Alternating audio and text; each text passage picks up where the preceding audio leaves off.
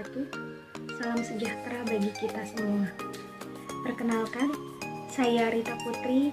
Saya adalah mahasiswi dari Universitas Buana Perjuangan Karawang, Fakultas Ekonomi dan Bisnis, Prodi Akuntansi.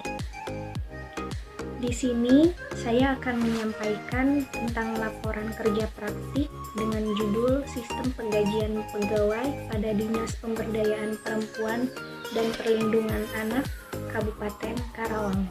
Pertama-tama, saya mengucapkan terima kasih banyak kepada Ketua Program Studi Akuntansi, yaitu Ibu Yanti SEMAK. Yang kedua, saya mengucapkan banyak terima kasih kepada dosen pembimbing saya, yaitu Ibu Mumun Maimunah SEMM dan Ibu Vista Priyani Sujaya SEMAK yang telah sabar membimbing dan memberi arahan dalam menyelesaikan laporan kerja praktik. Yang ketiga, saya hormati dosen penguji laporan kerja praktik, yaitu Ibu Trias Arimurti SEMAK. Ada 5 poin yang akan saya sampaikan dalam laporan kerja praktik. Yang pertama, pendahuluan, dan yang kedua, gambaran umum instansi, yang ketiga, tinjauan pustaka, dan keempat, pelaksanaan kerja praktik, yang terakhir yaitu kesimpulan dan saran. Ada 3 poin yang akan saya paparkan dalam pendahuluan. Yang pertama, latar belakang dilaksanakannya kerja praktik. Yang kedua, tujuan dilaksanakannya kerja praktik. Dan yang ketiga, waktu pelaksanaan kerja praktik.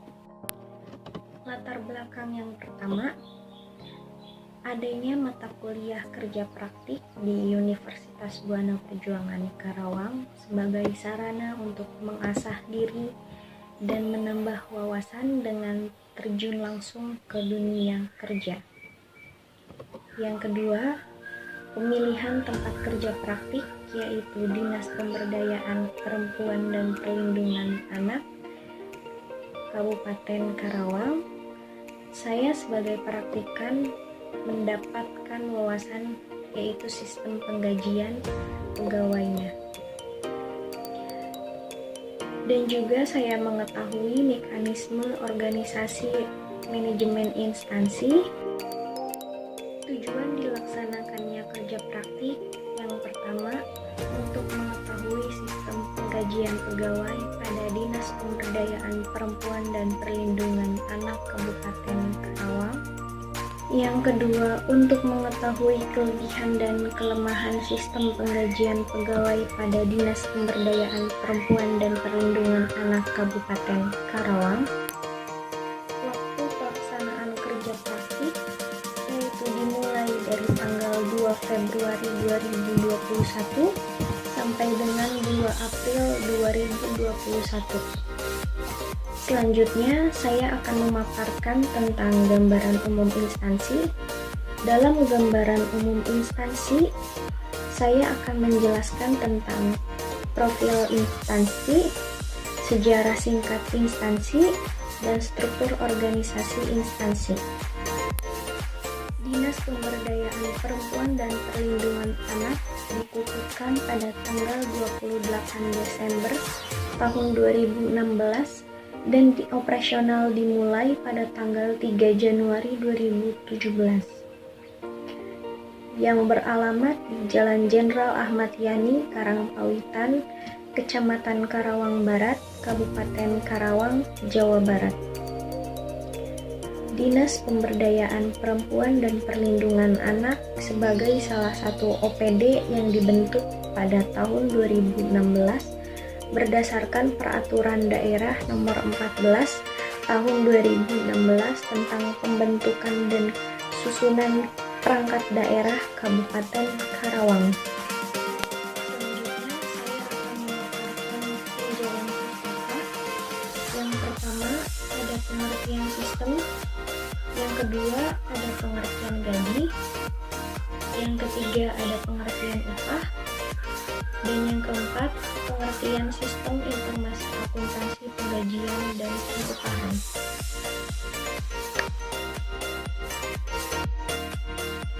Pengertian sistem. Pada dasarnya, sistem adalah suatu kerangka dari prosedur-prosedur yang saling berhubungan yang disusun sesuai dengan skema yang menyeluruh untuk melaksanakan suatu kegiatan atau fungsi utama dari perusahaan maupun instansi yang dihasilkan oleh suatu proses tertentu yang bertujuan untuk menyediakan informasi untuk membantu mengambil keputusan operasional perusahaan maupun instansi dari hari ke hari, serta menyediakan informasi yang layak untuk pihak di luar perusahaan. Pengertian gaji. Gaji adalah balas jasa dalam bentuk uang yang diterima karyawan sebagai konsekuensi dari statusnya sebagai seorang karyawan yang memberikan kontribusi dalam mencapai tujuan perusahaan. Dalam pengertian sehari-hari, arti upah sering dibedakan dengan pengertian gaji. Pengertian upah lebih diperuntukkan bagi pekerja yang tidak tetap sifatnya seperti pada pekerja borongan atau pekerja yang tidak tetap sifatnya, sedangkan gaji lebih banyak dipakai untuk pekerja-pekerja yang mengikat seperti pegawai bulanan, pegawai negeri, ataupun pegawai tetap. Namun demikian, pengertian upah dan gaji memiliki hakikat yang sama, yaitu keduanya menyangkut balas jasa terhadap prestasi seseorang. Pengertian upah. Upah adalah imbalan kepada buruh yang melakukan pekerjaan kasar yang lebih banyak mengandalkan kekuatan fisik dan biasanya jumlahnya ditetapkan secara harian, satuan, atau borongan. Dengan adanya pengelompokan karyawan tetap atau kontrak di sebuah perusahaan maupun instansi, maka ada perbedaan pengelompokan pembayaran kompensasi antara gaji dan upah. Ada sedikit perbedaan definisi atau keterangan antara gaji dan upah. Pengertian sistem informasi akuntansi penggajian dan pengupahan. Untuk mengatasi adanya kesalahan dan penyimpangan dalam perhitungan dan pembayaran gaji maupun upah, maka perlu dibuat suatu sistem penggajian dan pengupahan. Sistem akuntansi gaji dan upah dirancang perusahaan untuk memberikan gambaran yang jelas sehingga mudah dipahami dan mudah digunakan. Sistem informasi akuntansi penggajian dan dapat digunakan oleh manajemen perusahaan maupun instansi untuk merencanakan dan mengendalikan operasi perusahaan maupun instansi. Selanjutnya ada pelaksanaan kerja praktik. Yang pertama, ada kedudukan dan koordinasi. Yang kedua, ada tugas kerja. Yang ketiga, ada proses penggajian pegawai. Dan yang terakhir, ada kelebihan dan kekurangan prosedur penggajian. Kedudukan dan koordinasi. Saya selaku praktikan selalu diarahkan setiap harinya untuk lebih bisa memahami bagaimana kinerja dari kantor Dinas Pemberdayaan Perempuan dan Perlindungan Anak daerah Karawang, terutama di bidang perlindungan perempuan dan anak. Saya selalu diarahkan bagaimana caranya untuk menyusun sistem penggajian pegawai.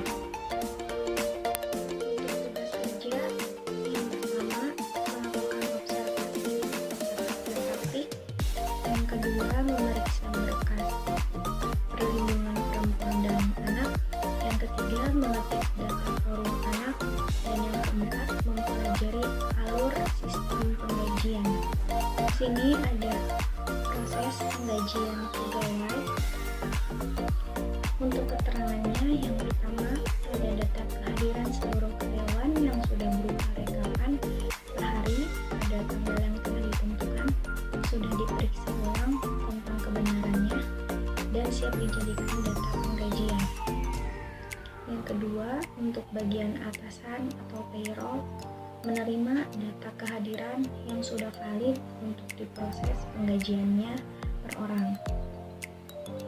Untuk yang ketiga, bagian atasan atau pajak PPh 21 menghitung atau mengoreksi pajak gaji baik yang gajinya ada kenaikan atau ada perubahan data keluarga. Dan yang keempat, bagian payroll setelah menerima rekapan revisi perhitungan pajak gaji dari bagian pajak, membuat slip gaji dan daftar seluruh gaji karyawan untuk dikoreksi dan dimintakan tanda tangannya. Dan yang kelima, bagian keuangan yang menerima daftar gaji dan slip seluruh karyawannya dari atasan untuk dikoreksi secara menyeluruh, baik perhitungan gaji take home masing-masing karyawannya maupun perhitungan pajaknya. Dan yang keenam, apabila bagian keuangan menemukan kesalahan hitung atau salah ketik, harus segera mengembalikan ke atasan atau di-cancel. Yang ketujuh, apabila bagian keuangan mengevaluasinya tidak menemukan kesalahan, maka wajib menandatanganinya dan membuat cek tunai untuk seluruh gaji karyawan lalu menyerahkannya kepada pimpinan dinas.